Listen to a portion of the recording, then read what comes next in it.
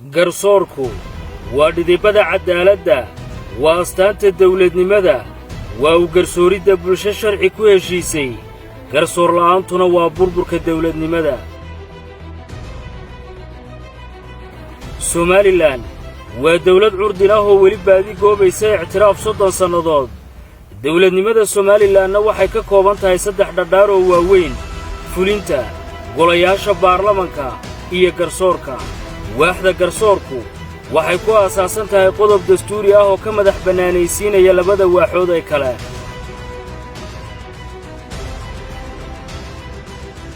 maxkamadaha madax banaanay kama jirto xaajiyo runta marka aan ku sheego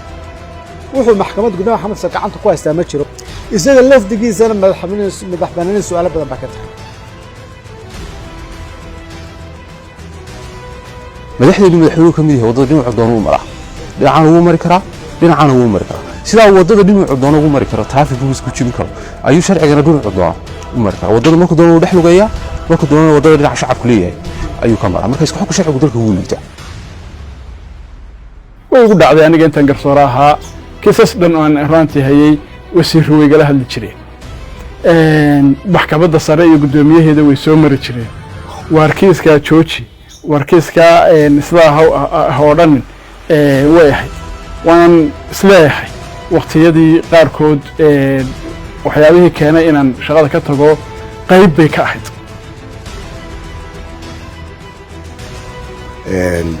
dabeetana madaxweynihii isagoo warqaddii faafinta hayd saaray ayaa laga shakisiiyey oo la yidhi bahalkan wuu duran yahay awoodaheennii muxuu ahaa laguma shaqayn karaa waa arrintii u horeysay ama tii u gudkaada ugu horeysay ee dhacday ee ahayd arrin looga soo qaatay maxkamad abiil weliba gaar ahaan maxkamadda sare waa halkii ugu saraysay runtii in haddana ciqaabtii ama ganaaxii u noqdo isla wasiirkii ama wasaaraddii ama isla xukuumadduuna ay fuliso maxkamadu ma wax gaaray sameeyeen dawladda ka soo horjeeda ilaa cigaal ilaa iyo Abdiraxmaan Tuur ilaa intaan joogay yaa mi sameeyay ma jirto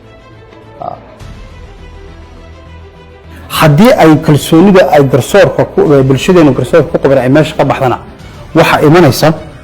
bulshadii waxay sameynaysaa power of abuse in ay sharciga iyo qacanta ku fusho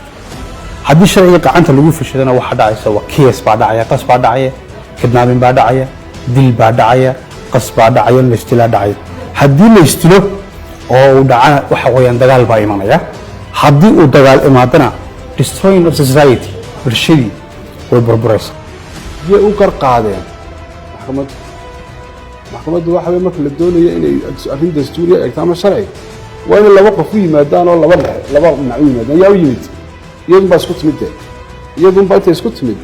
faliistoo tiritan inama anfacayo waxaan weydiinay madaxweyne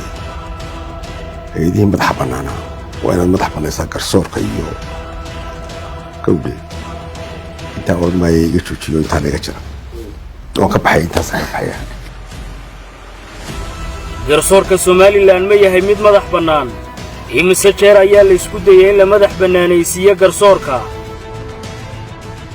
yaa hortaagan oo dabar adag ku ah in madax bannaani buuxda la siiyo garsoorka dalka dhaqaalaynta leeg ayay dalalka shisheeye ku bixiyeen si loo helo garsoor madax bannaan haddii la waayo garsoor madax bannaan maxaa ka dhalan kara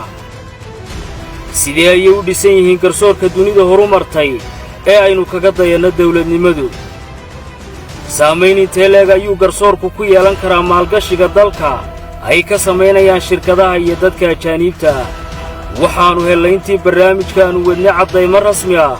oo tilmaamaya sida xukuumadda u faragelisa garsoorka dalka